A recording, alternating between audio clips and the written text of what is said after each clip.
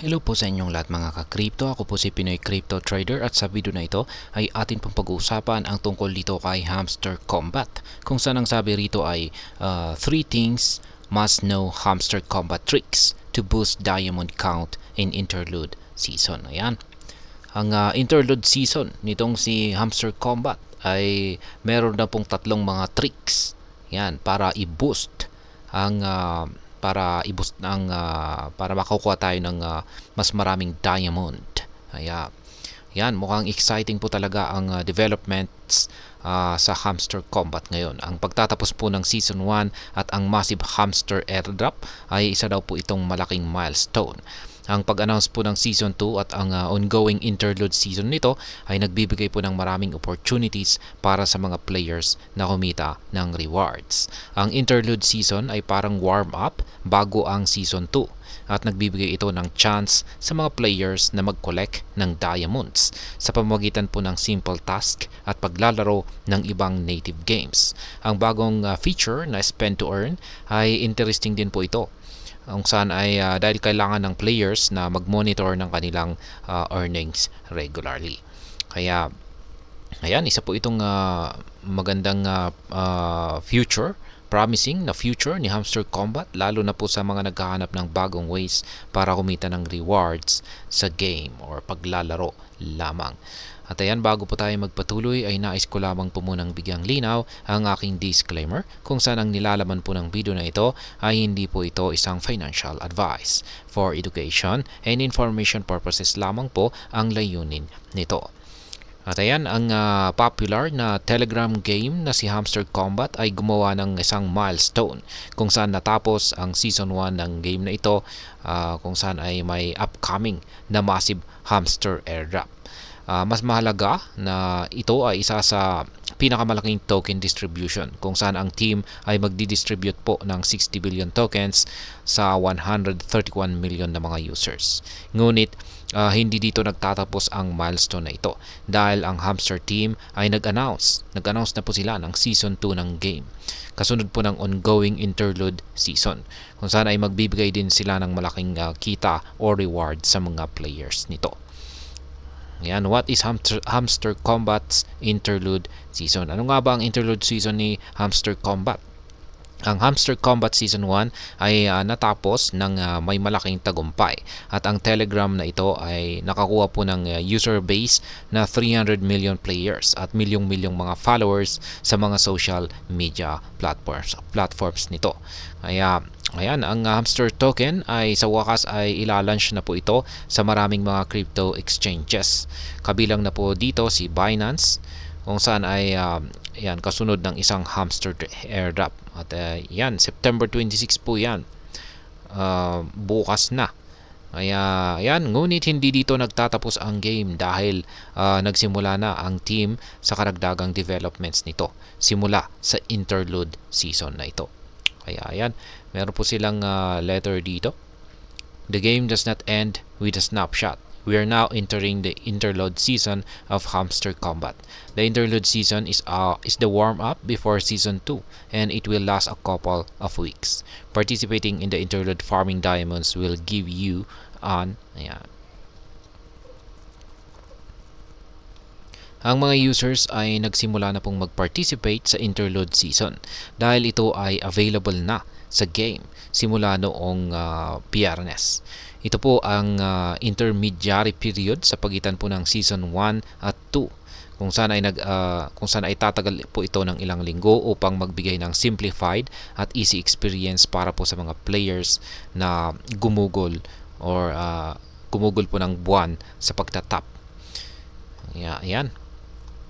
Ang season na ito ay hindi tap to earn period. Sa halip, ito ay reward collection period kung saan ang mga players ay maaring mag-perform ng simple task upang makakolekta ng diamonds kung saan ay magiging valuable sa susunod na season.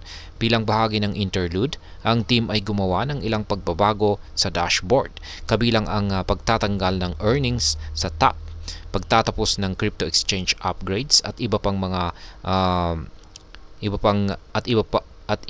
upang matugunan ang pangangailangan para po sa mga simple activities. Ayan, ito na po tatlong hamster combat tricks para makaipon ng mas maraming diamonds. Ayan po. Bagaman ang buong game ay may mga paraan upang kumita ng rewards, meron po tayong tatlong pangunahing paraan upang kumita ng pinakamataas na diamonds sa interlude season na ito. Kaya ang hamster team ay nagbigay po ng hints or mga palatandaan sa malalaking plano sa mga diamond rewards dito sa season 2 at nagiging dahilan upang muling magtipon ang mga players sa game. Number 1, yan po ang play other native games. Ang hamster team ay naglagay po ng heavy reward earning opportunities sa paglalaro po ng ibang mga native Telegram games na accessible sa cards section. Bago ito, ang mga games na ito ay nasa playground sections kung saan ang mga players ay kumikita ng keys at coins. Ngunit ngayon ay maaari lamang silang mag-collect ng diamonds. Ang mga games na ito ay direktang accessible din sa Apple Play Store at iOS App Store at maaring i-download ng user ang game na may in-game hamster icon. Bawat game ay magbibigay po ng completion code kung saan ay kailangang ilagay ng player pabalik sa hamster combat dashboard upang makuha ang rewards. Kaya yan, number 2, complete simple task. Marami pang ibang simple task-based earning options sa interlude season na ito, kung saan ang user ay maaaring mag-advantage ng earn button. Ang mga players ay maaaring mag-perform ng simple task tulad ng pag-refer ng application sa mga kaibigan at pamilya o panonood ng Hamster Combat's YouTube videos. Mayroon din pong awards para sa pag-follow sa social media platforms ng game na ito. Bagaman ay simple ang mga task na ito, ay nakakaboring din. Kaya maganda na ang interlude season ay tatagal lamang ng ilang linggo. At ayan, pangatlo ay spend more to earn more. Ayan, tayo ay gagastos para mas malaki ang ating ma-earn. Kaya ayan, isa po sa pinakasikat ay na tap to earn games. At yan na nga, ang Hamster Combat ay tinanggal na ang mga dating paraan na pagpapagastos sa mga players para i-upgrade ang features ng crypto exchange. Gayunpaman ay nag-introduce ito ng katulad na feature kung saan ay kailangan ng player na gumastos para kumita. Para magawa ito ay maaaring bisitahin ng player ang playground button at pumunta sa mine cards option. Ang tab na ito ay mag-aalok ng slate ng upgrade cards kung saan kailangan ng player na gumastos ng diamonds para i-upgrade ang level ng card.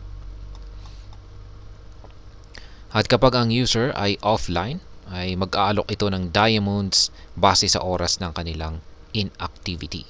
Gayunpaman ay may isang catch ang mga developers kung saan ay nangangailangan ng users na i-check ang games kahit isang beses kada 3 oras.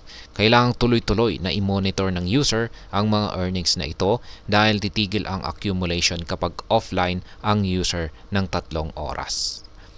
Ayan, final thoughts. Matapos ang kontrobersiya tungkol sa transparency issues sa airdrop, ang Hamster Combat ay trending sa X ng ilang araw. Gayunpaman ay unti-unti na itong humuhupa, habang ang mga players ay nakatuon sa bagong interlude season na puno ng opportunities para manalo ng rewards. Bagaman ang interlude season na ito ay hindi katulad po ng nauna, maaari pa rin kumita ng diamonds ang mga players na magiging mahalaga sa darating na season. Mas mahalaga, maaaring kumita ang users ng pinakamataas na diamonds gamit ang 3 simpleng hamster combat tricks. Kabilang ang pagtatapos ng simple task, paglalaro ng hamster native games, at pag-upgrade ng card. At ayan, hanggang dito na lamang po tayo sa video na ito mga ka-crypto. Sana po ay inyong nagustuhan ang aking paliwanag sa video na ito. Kung inyo po itong nagustuhan, ay pag-click lamang po ang like button nito. Para naman po sa mga bago lamang dito, kayo po ay aking inaanyayahan para mag-subscribe. Pakiclick na rin po ang bell icon nito dahil ito po ang siya magsisilbing notification nito sa mga bago kong videos na akin pong ina-upload sa aking YouTube channel na ito. Marami pong salamat sa panonood, ingat po tayo lagi at God bless po sa ating lahat.